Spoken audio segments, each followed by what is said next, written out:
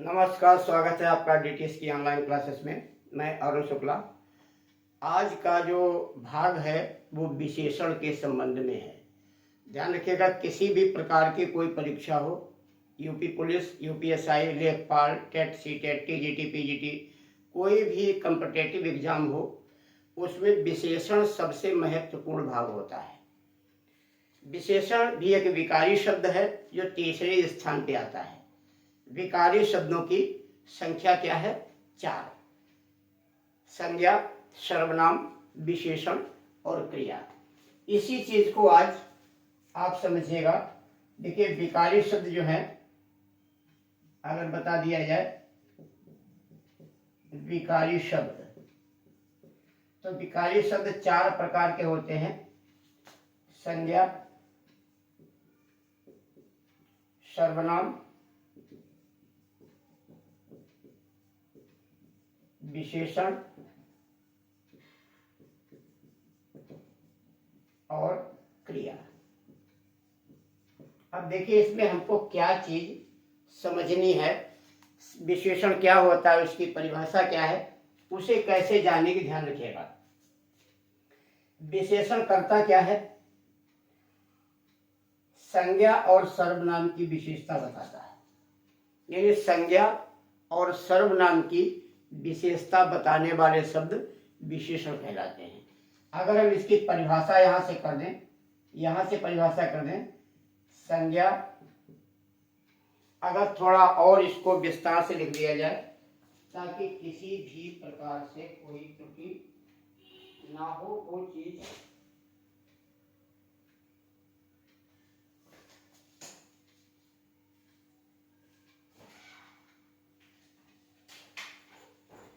आपको समझ लेनी है। कैसे यहां लिखा जाएगा, जो बात आपकी समझ में आ जाएगी। क्या है? वे विकारी शब्द, वे विकारी शब्द जो संज्ञा या सर्वनाम की विशेषता बताते हैं, विशेषता बताते हैं, विशेषण कहलाते हैं। विशेषण कहलाते हैं। क्या ध्यान रखिएगा कि वे विकारी, इसलिए विकारी शब्द बार बार बोला जाता है ताकि आपके दिमाग में बात बिल्कुल बैठ जाए कि विशेषण विकारी शब्द की श्रेणी में आते हैं। तो वे विकारी शब्द जो किसी संज्ञा या सर्वनाम की विशेषता बताते हैं, उन्हें क्या कहा जाता है? विशेषण कहा जाता है। तो विशेषण किसकी विशेषता बताएंगे? या तो संज्ञा की या तो सर्वनाम की। दूसरा यहाँ क्या ध्यान रखिएगा, जो आपको और ध्यान रखना है, जो विशेषता बताता है वो तो हो गया विशेषण। इस विशेषण को विशेषक भी कहते हैं। क्या कहते हैं? विशेषण को विशेषक भी कहा जाता है।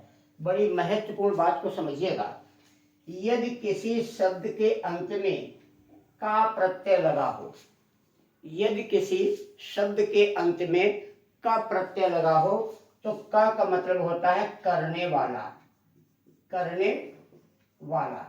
जैसे हमने कहा विचारक यानी विचार करने वाला, प्रचारक तो प्रचार करने वाला, सुधारक सुधार करने वाला, और विशेषक यानी विशेषता बताने वाला। विशेषक क्या हो गया? विशेषता बताते, विशेषक ही विशेषण है। तो जो विशेषता बताता है वो विशेषण है, और जिसकी विशेषता बताई जाती है उसे विशेष कहा जाता है। जैसे अगर यहां लिख दिया गया मोटी पुस्तक, मोटी पुस्तक। अब क्या यहां ध्यान रखना है, बात किसकी हो रही है? पुस्तक की बात हो रही है। अब पुस्तक किस प्रकार की है? मोटी है। तो मोटी शब्द क्या है? मोटी शब्द है विशेषण, मोटी शब्द विशेषण है। अब पुस्तक क्या है? पुस्तक एक जातिवाचक संज्ञा है। कैसी संज्ञा है? जाति वाचक संज्ञा है। ठीक है, तो जातिवाचक संज्ञा, इसको क्या कहा जाएगा? विशेष से। इसको क्या कहा जाएगा? विशेष से। तो जो विशेषता बताता है वो विशेषण होता है, और जिसकी विशेषता बताई जाती है उसे विशेष कहते हैं। विशेष या तो संज्ञा होंगे या सर्वनाम होंगे। क्या यहाँ ध्यान रखना है कि आपस में हिंदी के जो भाग हैं वो किस प्रकार से कनेक्टेड हैं एक दूसरे से। इनमें उपमेय उपमान संबंध भी पाया जाता है। विशेषण क्या होता है, इनमें उपमेय उपमान संबंध होता है। किस प्रकार का, उपमेय और उपमान। इनमें देखिए ध्यान रखिएगा, उपमेय और उपमान संबंध पाया जाता है, जिसे आप विशेषण कहते हैं। इस विशेषण को और क्या कह सकते हैं, उपमान। उपमान। और जो विशेष होता है इसे क्या कह सकते हो, इसे कह सकते हैं उपमेय। उपमेय, जिसकी विशेषता बताई जाती है वो उपमेय यानी विशेष है, और जो विशेषता बता रहा है वो उपमान यानी विशेषण है। तो इस प्रकार अगर हम जब अलंकार पढ़ेंगे तो अलंकार में अगर रूपक अलंकार, चरण कमल बंदो हरिराई, ससमुख पर घूंघट डाले, तो इस प्रकार के शब्द यही आएंगे। दूसरा, अगर आप कर्मधारय समास पढ़ोगे तो उसमें भी इसी प्रकार की चीजें बोली जाएंगी। अर्थात एक एक जो शब्द है हिंदी का, एक एक भाग है वो कई जगहों पर संपर्क में रहता है। इसीलिए कहा जाता है अगर हम किसी भाषा का या किसी भी विषय का समग्र ज्ञान प्राप्त करें तो उससे हमको बहुत सी चीजें हल हो जाती हैं। जैसे जो कर्मधारय समास होता है, कर्मधारय समास आपने पढ़ चुके हैं, उसमें भी यही होता है, दोनों पदों के बीच विशेष विशेषण संबंध का पाया जाता है। जैसे कहीं लिखा नील कमल, नील कमल, या कहीं लिखा ससमुख, चंद्रमा और मुख, चंद्रमा के समान मुख है। तो अगर हम इनमें आपसे पूछ दें कि विशेषण कौन सा होगा, तो समास कौन सा होगा, तो आप कह देंगे कर्मधारय समास। अगर हम यहाँ पर बात अलंकार की कर लें कि अलंकार क्या होगा, तो कहोगे यहाँ पर रूपक अलंकार है। कौन सा अलंकार है, रूपक। तो एक ही शब्द अगर हम विशेषण की बात करें तो यह गुणवाचक विशेषण है, अगर हम समास की बात करें तो ये कर्मधारय समास है, अगर अलंकार की बात करें तो यहाँ रूपक अलंकार हो जाएगा।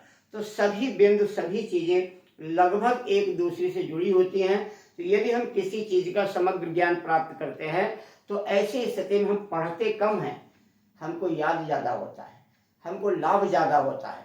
तो इस प्रकार के कार्य करने हैं कि कम परिश्रम करना पड़े और उसका लाभ, उसका बेनिफिट हमको ज्यादा हो जाए।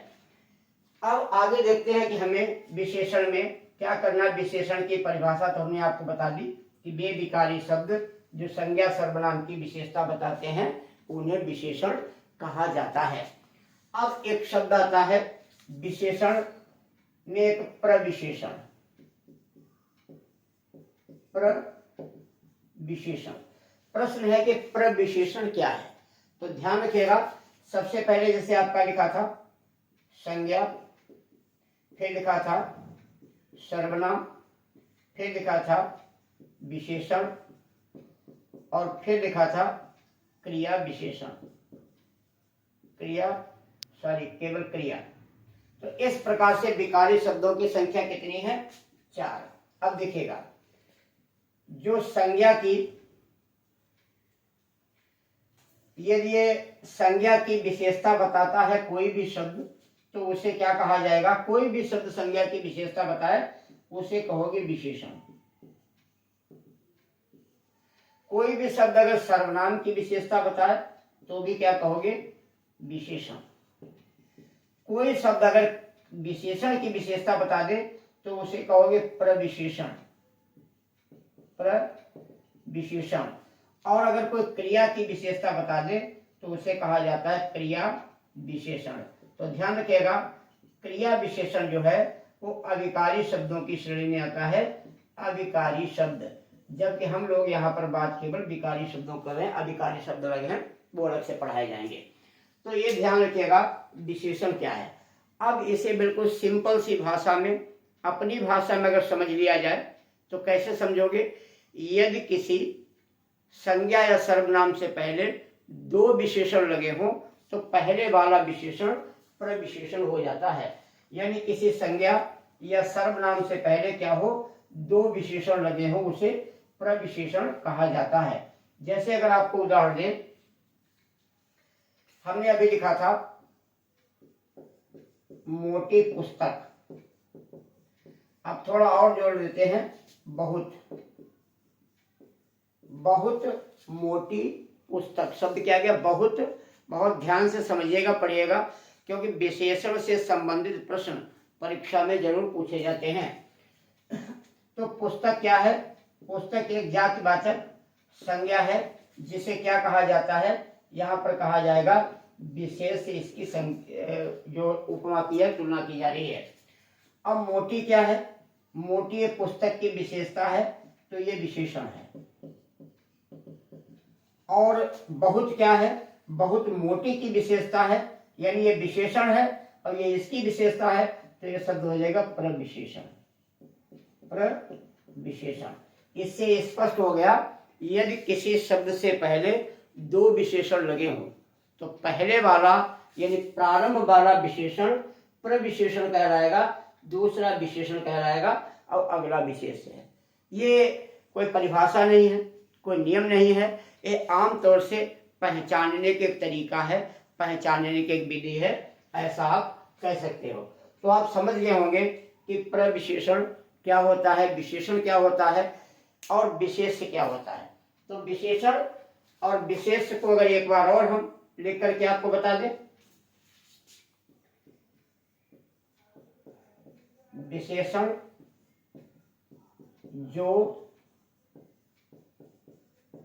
विशेषता बताता है और विशेष जिसकी विशेषता बताई जाती है,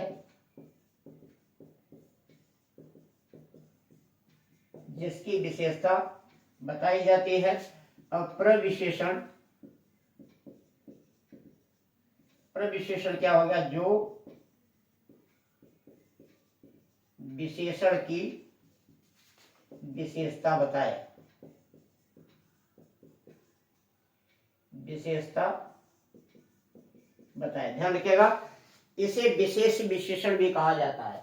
जो प्रविशेषण शब्द है इसी को विशेष विशेषण भी कहा जाता है। विशेष विशेषण अर्थात जो विशेषण की भी विशेषता बताए उसे विशेष, यानी उसके लिए विशेषण विशेष का काम करता है, तो इसे विशेष विशेषण भी कहा जाता है।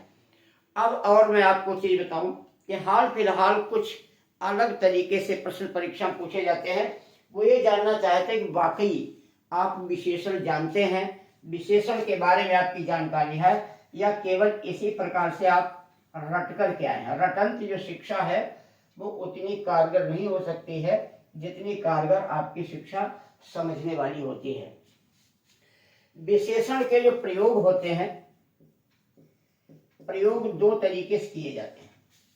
या तो विशेषण संज्ञा या सर्वनाम से पहले आता है, या विशेषण संज्ञा सर्वनाम के बाद में आता है। प्रायः तो पहले आता है। जैसे अगर हमने लिखा मोटी पुस्तक, और हम ये भी लिख सकते हैं पुस्तक मोटी है। मोटी पुस्तक और पुस्तक मोटी है।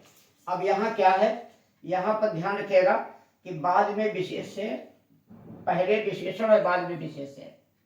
यहाँ क्या होगा, यहाँ पर विशेषण बाद में लगा है, पुस्तक मोटी है। तो इस प्रकार अगर हम प्रयोग की चर्चा करें तो प्रयोग के आधार पर विशेषण दो प्रकार के होते हैं। एक होता है उद्देश्य विशेषण,